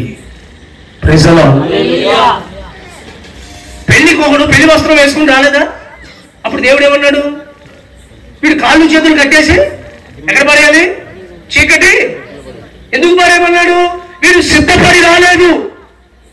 ఈరోజు మీలో చాలా మంది సిద్ధపడటం లేదు, పైకి భక్తి చేస్తున్నారు. మీరు ఎక్కడికి వెళ్దాం అనుకుంటున్నారండి? మేమండి పరలోకం అండి. ఎక్కడికి? దుబాయ్ వెళ్ళాలి. సిద్ధపడుందా? దానికంటూ ఒక మెడికల్ చేయించుకోవాలా లేదా? నేను మెడికల్ చెకప్ చేయించుకోకుండా, వీసా లేకుండా, పాస్పోర్ట్ లేకుండా, టికెట్ లేకుండా దుబాయ్ వెళ్ళొచ్చానన్న వాళ్ళు దయచేసి నాకు కనబడాలి. ఉన్నారా? కావుట్ల కాలంలో ఈ జగనన్న కాలనీలో ఎవరైనా ఉన్నారా? నాబోతుడైనా, ఎంతటోడైనా, ఎంతటి తెలివైనోడైనా, ఎంతటి ధనవంతుడైనా, ఎంతటి అధికారైనా సరే ఖచ్చితంగా ఒక దేశం నుండి మరో దేశానికి వెళ్ళాలంటే దానికి సంబంధించిన ప్రతి ఏముండాలి? పాస్పోర్ట్ ఉండాలి, వీసా ఉండాలి, ఫ్లైట్ టికెట్ ఉండాలి, అన్ని జాగ్రత్తగా ఉండాలి. ఒక్క మెడికల్ ఒకటే బాగాలేదండి, పంపించేయండి బాగుంది. మెడికల్ ఒకటేనండి బాబు, తిప్పలదే కదా మీకు. అందుకే చెన్నై వెళ్ళి లేకపోతే ఇంకో చోటికి వెళ్ళి ఇంకో చోటికి వెళ్ళి ఆరు తిరిగి అన్ని చోట్ల తిరిగి పాస్టర్ గారిని ప్రార్థన చేయండి, పాస్టర్ గారిని ప్రార్థన చేయండి, ప్రార్థన చేయండి, ప్రార్థన చేయండి. ఏమో ఒక మెడికల్ ఒకటే కదా, లేదు వెళ్ళిపోవచ్చుగా. అబ్బే కుదరదండి, మెడికల్ లేకపోతే మమ్మల్ని పంపరు. దేవునికి స్తోత్రం. ఇన్ని చేసిన తర్వాత తిప్పలు తప్పే అని చెప్పి దుబాయ్ వెళ్ళి కాళ్ళు ఎగరేసే లోపల మళ్ళీ అక్కడ టెస్ట్లు ఉందా లేదా? అక్కడ చూసుకుంటే మళ్ళా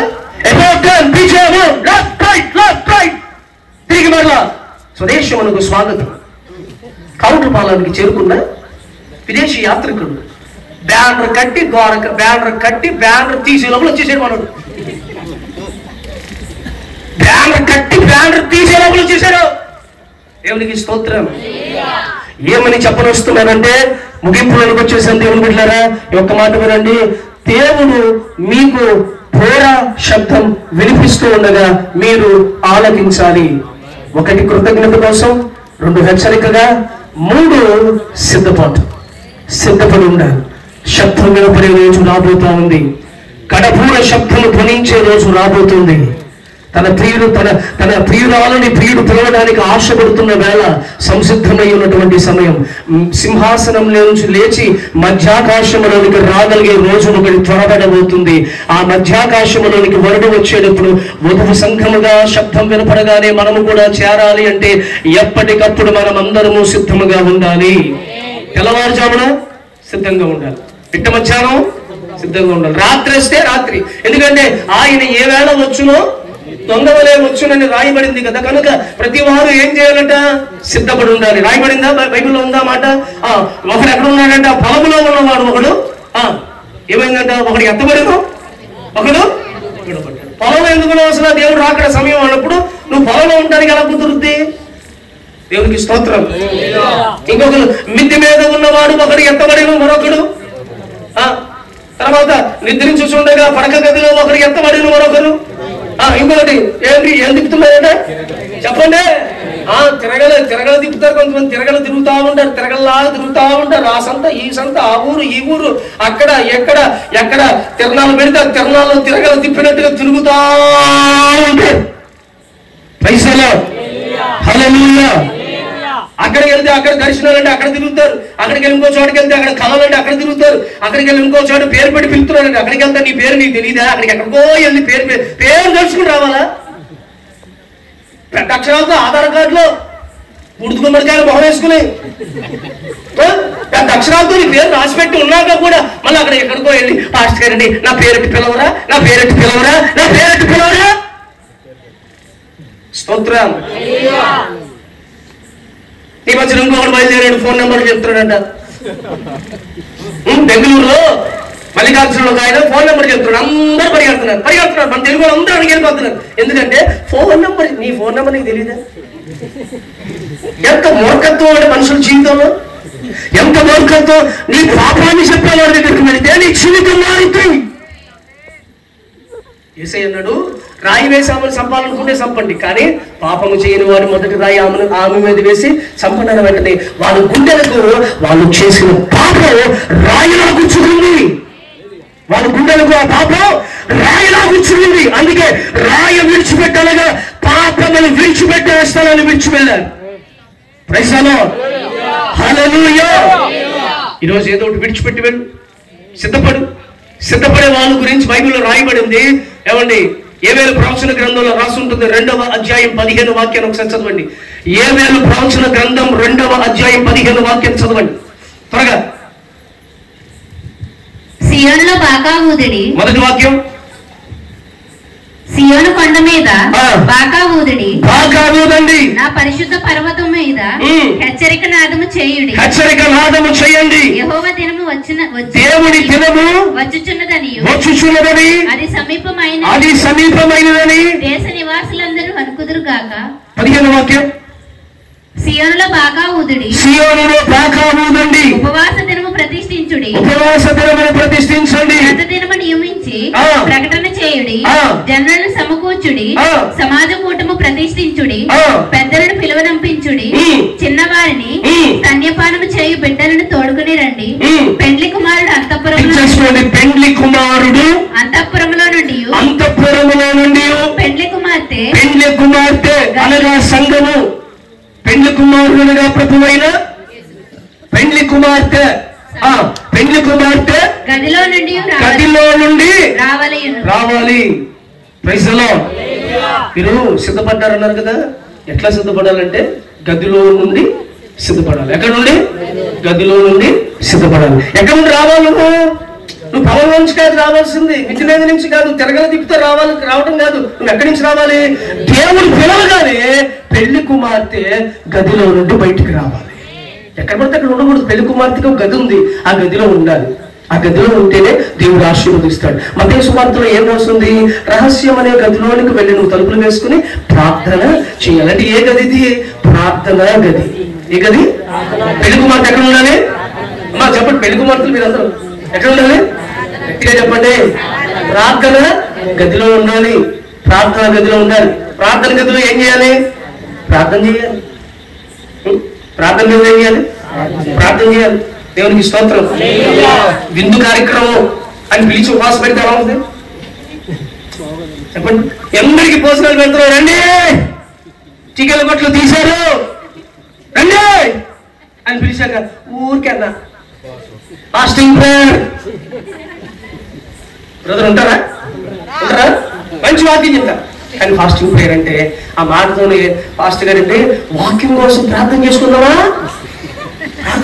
అని వెంటనే ఈ పిల్లలన్నీ నెమ్మదిగా సంకలు బైబిల్ పెట్టుకుని ఏ సందు చూసుకుని పరిగెడతాయి. దేవునికి స్తోత్రం. దేవుని బిడ్డలారా ముగించేస్తున్నారు.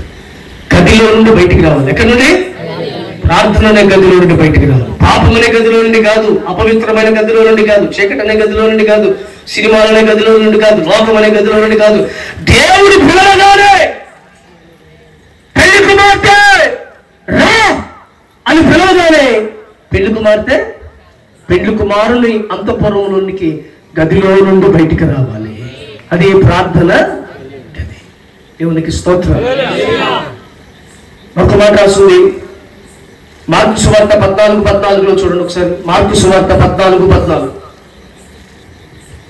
వాడిని వెంటబోయి వాడు ఎక్కడ ప్రవేశించును ఆ ఇంటి యజమానిని చూచి, నేను నా శిష్యులతో కూడా పస్కాను పూజించుటకు నా విడిది గది పస్కాను పూజించుటకు గది. ఇందాక ప్రార్థన చేసుకోవడానికి గది. ఇప్పుడు రెండవది ఎక్కడ? పస్కా పూజించడం. పస్కా అంటే దేవుని శరీరం. పస్కా అంటే దేవుని శరీరం. బల్లారాధన పూజించడానికి మీరు ఎక్కడికి వెళ్తున్నారు? మందిరానికి వెళ్తున్నారా? బల్లారాధన పూజించడం, బల్ల తీసుకోవడం అంటే దేవుని శరీరమును దేవుని రక్తములో మనము సహవాసము కలిగి ఉండుట. బల్లారాధన అంటే ఏంటి అర్థం? బల్లారాధన మిమ్మల్ని అందరినీ ఎలా మోకరింపు చేస్తారు? ఒక లైన్ లో మోకాలు వేపిస్తారా? ఒక క్రమంగా మోకాలు వేపిస్తారా? దేవునికి స్తోత్రం. అంటే ఒక సహవాసము. ఈ సహవాసం ఎవరితో అంటే దేవుని శరీరముతో. ఈ సహవాసం ఎవరితో అంటే యేసయ్య రక్తముతో సహవాసము. అంటే యేసయ్యతో సహవాసము కలిగిన గదిలో నుండి మనము బయటికి రావాలి. ఆ గదిలో ఉండాలి. పిలుపు వచ్చినప్పుడే రావాలి. ఎప్పుడు పడితే రాకూడదు. ఎవరు పిలుస్తారు? రాకూడదు. దేవుడు పిలుస్తాడు. ఆ పిలుపుకు లోబడి అప్పుడు గదిలో బయటికి రావాలి. ప్రార్థన చేసుకుంటూ గదిలో గడపాలి. రెండేమో దేవునితో సహవాసం చేస్తూ ఆ గదిలోనే గడపాలి. Praise the lord. అపోస్తుల కార్యములో మేడ గది అని చూస్తాం కదా. మొదటి అధ్యాయంలో మేడ గది 120 మంది పైగా మేడ గదిలో కూడి ప్రార్థించుచుండగా పరిశుద్ధాత్మ వారి మీదకి దిగి వచ్చెను. ఏ గదిది? పరిశుద్ధాత్మ సంచరించే గది. పెళ్లి కుమార్తె సంఘము ఏ గదిలో ఉండాలి? గది అనుభవం అంటే అనేక విషయాలు ఉన్నాయి. మంచి 3 మాటలు చెప్తున్నా. ఒకటి ప్రార్థన అనే అనుభవంలో నువ్వు సిద్ధంగా ఉండాలి. తర్వాత దేవుని సహవాసంలో నువ్వు సిద్ధంగా ఉండాలి. మూడవదిగా పరిశుద్ధాత్మను పొంది నువ్వు సిద్ధముగా ఉండాలి. అలా ఎవరైతే సిద్ధపడి ఈ హెచ్చరికకు లోబడి కృతజ్ఞతలతో ఆత్మీయ జీవితాన్ని కొనసాగింప చేస్తారో వారందరినీ నా ప్రభు ఆశీర్వదించునుగాక. బాకానాదము ఊదినప్పుడు మీరందరూ ఆలకించండి, ఆలకించండి. ఇప్పుడు మీరెళ్ళి ఏం చేయాలి? ఈ బాకానాదాన్ని మీ ఇంట్లో ఊదాలి. మీ ఇంట్లో మీ పిల్లల దగ్గర కృతజ్ఞత చెప్పు. పొద్దున్న లేచిన తర్వాత పాసిమొహం వేసుకుని బూస్ట్ కావాలి, కాఫీ కావాలి, లేకపోతే రాత్రి ఫ్రిడ్జ్ లో పెట్టిన బిర్యానీ కావాలని అడుగుతున్నావు. ఇవన్నీ కాదు, ముందు లేచి దేవునికి కృతజ్ఞత చెప్పరా. ఈ రోజు ఉండటానికి తినడానికి ఈ ఇల్లు ఇవన్నీ ఇచ్చింది దేవుడు రా, దేవునికి కృతజ్ఞత చెప్పాలని ఇంట్లో ప్రేరేపించండి. దేవునికి స్తోత్రం. చర్చిలోకి వచ్చి కృతజ్ఞతలు చెప్పండి. ఈ రోజు చాలా మంది ఏమన్నా మన ఇస్సీ కలవరి సంఘానికి అనేక వందల మంది పిప్పర్ నుండి కౌంటర్ పాలన నుండి అనేక వందల మంది వచ్చున్నారు, కానీ నిలబడింది మాత్రం గట్టికించలేదు. దేవునికి స్తోత్రం. దేవుడు కార్యం చేయలేదంటే అందరి జీవితాల్లో కార్యం చేశాడు. అందరి జీవితాల్లో రోగాలు తొలగించాడు, దెయ్యాలు తొలగించాడు, బలహీనతలు తొలగించాడు, వ్యాధులు తొలగించాడు, అవసరాలు తీర్చాడు. వాళ్ళందరూ ఏం చేస్తారు తెలుసా? మందిరానికి వచ్చి దేవుడు అండి పాస్టర్ గారు ప్రార్థన చేశాడండి, దేవుడు కార్యం చేశాడండి, ఇంక మళ్ళీ ఎప్పుడు కంటికి కనపడండి అండి, ఇంకెప్పుడు నేను చెప్పండి పొరపాటున ఎవరి కంటికి కనపడండి. దేవుడు ఆరోగ్యం ఇచ్చాడు కదండి, సుఖ కాల్చుకోవడానికి వెళ్ళిపోతానండి. దేవుడు ఆరోగ్యం ఇచ్చాడు కదండి, మందు తాగడానికి వెళ్ళిపోతానండి. దేవుడు ఆరోగ్యం ఇచ్చాడు కదండి, ఇంకా అక్కడికి ఇక్కడికి తిరుగుతూ ఉంటానండి అని తిరగలు తిప్పేవాడు చాలా మంది ఉన్నారు. వీళ్ళు తిరగలు తిప్పుతున్నారు. వీళ్ళకి దేవుని స్వరం వినపడదు, దేవుడు వచ్చాడని తెలియదు, సంఘం ఎత్తబడిందని తెలియదు. వీళ్ళు తింటాం, టీటీ ఉద్యోగం తింటాం అని లేవడం, తింటాం అనకూడదు. దేవునికి స్తోత్రం. హల్లెలూయా. దయచేసి అర్థం చేసుకోండి, సరి చేసుకోండి, సరిదిద్దుకోండి. ఈ కోరికను ఏర్పాటు చేసిన కుటుంబానికి మరొకసారి ఆశీర్వాదం తెలియపరుస్తూ చేరి వచ్చిన మిమ్మల్ని అందరినీ కూడా నా ప్రభు నిండుగా ఆయన ఆశీర్వదించును గాక. మోకరించండి.